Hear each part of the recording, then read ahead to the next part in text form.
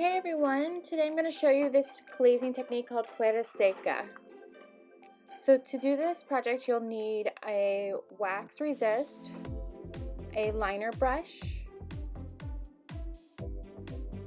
a pencil, a sketch, some slip trailing bottles filled with glaze, and then a bisque fired piece. So to get started, I am going to sketch out my design and with using pencil onto my ceramic bowl that's only been bisque fired. Now I'm not worried about making a perfect drawing. Anything that's a pencil line is going to burn off in the firing. It will not be permanent. Once I'm happy with my design, I'm then going to take my wax resist and paint onto my piece. This wax resist is a mixture of wax, red iron oxide, black iron oxide, and a frit to help make it stay on the piece. Now, although you see that it's black here, when it fires, it will be a more of a reddish brown color. Once you are done painting your lines onto your piece, you want to let it dry. See here at the bottom where this little blob is, and it's still shiny and wet. You do not want to start adding glaze at that point. It needs to be completely dry. Otherwise, you get bleeding of the stains that are in the wax into your glaze. Then while that's drying, you can mix up your glazes that you want to use on your piece, and you will simply put a little bit of that glaze. A little glaze goes a long way. You'll put that glaze into your slip trailing bottles. You can either squeeze and suck up the glaze, or if the glaze is wet enough, you can just dip it and it will fill into your bottle.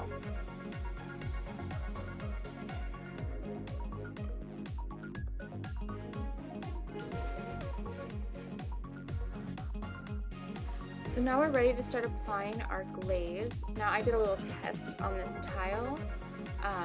When you're ready to start squeezing, don't start squeezing your bottle until you have it in place of where you want that glaze to go, because you don't want the glaze to go anywhere else. So if you are not sure the glaze is coming out, you can test it on the table or in a napkin, or just gently squeeze it on your plate. And it's amazing, the glaze will stay in between those wax resist lines. It will not go over unless you pour a whole bunch, then it will go over. So you just fill in those areas that you want based on the color of glazes you have.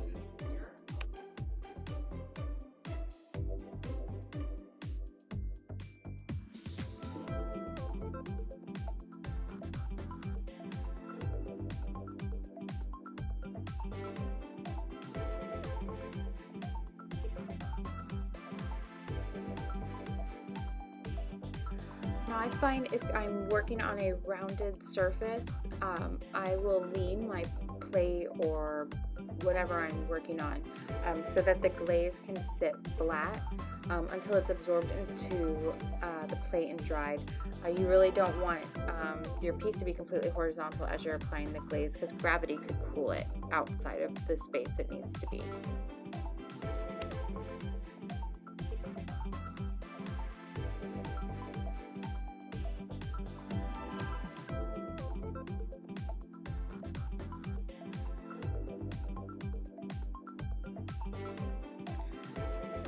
As I'm getting ready to do these larger areas, I am finding that I do not want to spend the time applying the glaze in this manner, so because it's going to just take too long. So I am going to switch over from using the slip trailing bottle to applying my glaze with a paintbrush. Now to make the glaze go on smoother and not dry as quickly, I have added some CMC solution to my glaze, and that should allow my glaze to be kind of pushed further. Now doing your glazing this way is going to create more of a watercolor effect unless you do multiple layers of glaze.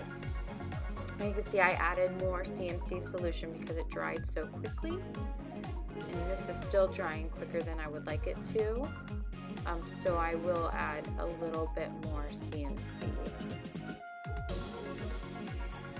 just a little. If you add CMC to your solution, if you add CMC to your glaze, you will dump whatever glaze you have left over. Do not put it back in the glaze bins, or it will just change the consistency of the glaze, and we do not want that to happen.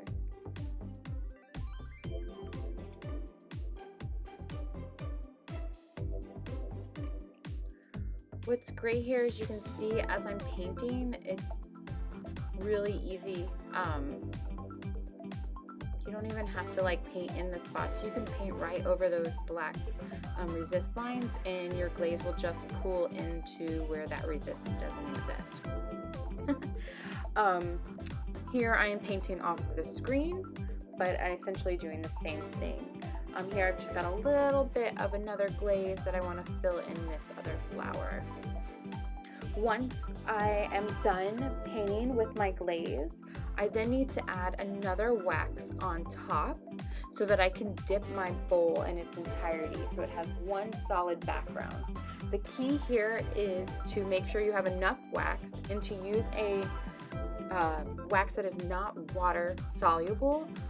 If you do, then when you go to wipe off your glaze that lands on top of your wax, it will remove the wax and possibly the glaze underneath it. So I would invest in a decent wax for glazing purposes. Make sure your wax is dry, and then you're ready to mix your glaze. Now I am putting a Yumi on this bowl, but I do not mean for this bowl to be, it is not food safe. Yumi needs to go to cone 10, and I'm only putting this in cone 6. Here you can see I am removing the glaze that sits on top of the decorative pieces I painted, and adding that wax on top of my painting will help just clean up.